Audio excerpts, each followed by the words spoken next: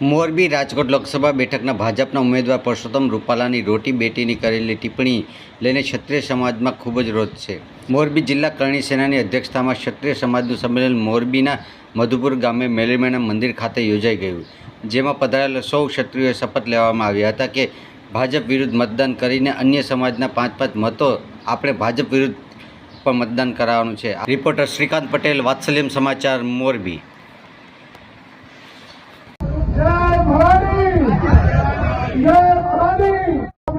संस्थाओं कन्वीनर ऊपर आज समझूती करवा तैयार नहीं, एनी ऊपर 5-25 करे हम न जोता।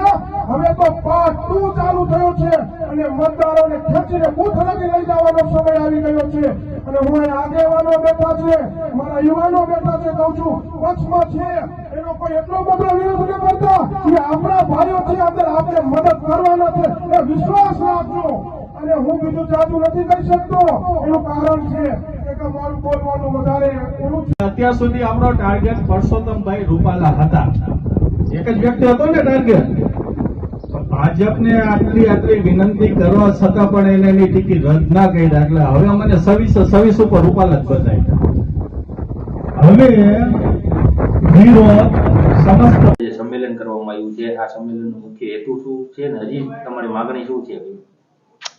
અમારી હવે તો બીજી કોઈ માંગણી ન હોય, કારણ કે અત્યાર સુધી તો અમે એક માંગણી કરી હતી કે ભાઈ પરસોત્તમ રૂપાલાની ટિકિટ રદ કરો, જે સરકારે સ્વીકારી નહીં। એક વ્યક્તિ માટે ભાજપ સરકાર એક આખા પક્ષને અલગ કરે છે, એક આખા સમાજને બાકાત કરે છે। અમારી માંગણી સ્વીકારવામાં આવી નથી, પરસોત્તમ રૂપાલાની ટિકિટ રદ કરવામાં આવેલ નથી। અમારી અત્યારે એક જ લડત છે કે 26 બેઠક ઉપર અમે ભાજપને હરાવીએ અને રાજકોટની અંદર તો ખાસ કે પરસોત્તમ રૂપાલાને હરાવીએ, આ જ અમારો મકસદ છે। અત્યારે આગામી રીતના કઈ રીતે લડત આપવામાં આવશે? આગામી રણનીતિમાં તો અમારે એક જ છે કે ભાઈ અમારો મત એ જ અમારું શસ્ત્ર છે। અમે વધારે પ્રમાણમાં અમારો સમાજનું વોટિંગ થાય, તેમજ અમારી સાથે અન્ય સમાજ જોડાય એ રીતે અમે વોટિંગ કરી અને આ લોકોને હરાવીએ અને આ જે તાનાશાહી સરકાર છે એને હટાવવાની અમે પૂરેપૂરી લડત આપીશું। ખાસ કરીને મોરબી જિલ્લામાં પરસોત્તમ રૂપાલા સહિતના જે ભાજપના આગેવાનો કે નેતા હોય છે એની સભા રેલીઓ થતી હોય છે, એમાં કઈ રીતે વિરોધ કરવામાં આવે?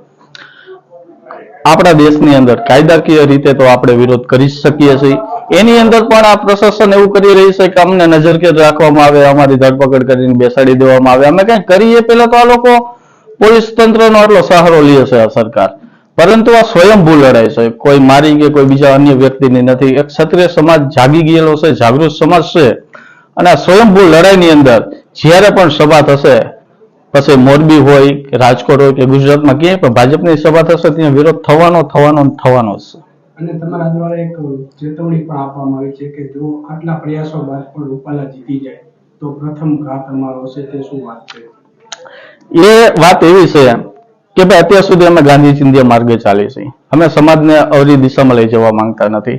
કાયદાકીય લડત અમે લોકો આપી રહ્યા છીએ સરકાર સામે, અને જે કાયદાકીય દ્રષ્ટિમાં થતું હોય તે અમે આમ કરીશું, પરંતુ કોઈ રીતે જો આ જીતી જશે અને ખોટી રીતે, એટલે કે બધા લોકો જાણો છો, આપ બધા જાણો છો કે ઈવીએમમાં સેટિંગ હોય છે આ લોકોનું, અને આવી રીતે કોઈ ધોખાધડીથી કરી લેશે તો મારે અત્યારે આપની સમક્ષ કહેવાની જરૂર નથી, પણ હા હજી એટલું જરૂર કહીશ કે રૂપાલાની સાથે જે કઈ થશે તે સર્વપ્રથમ કરવા વાળો હું વ્યક્તિ હશું।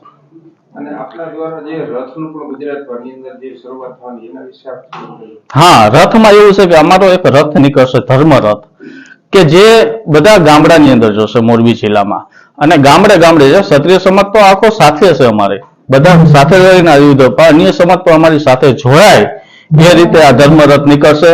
અન્ય જ્ઞાતિને પણ અમે જોડીશું અને કાયદાકીય રીતે અમે ભાજપને હરાવીશું।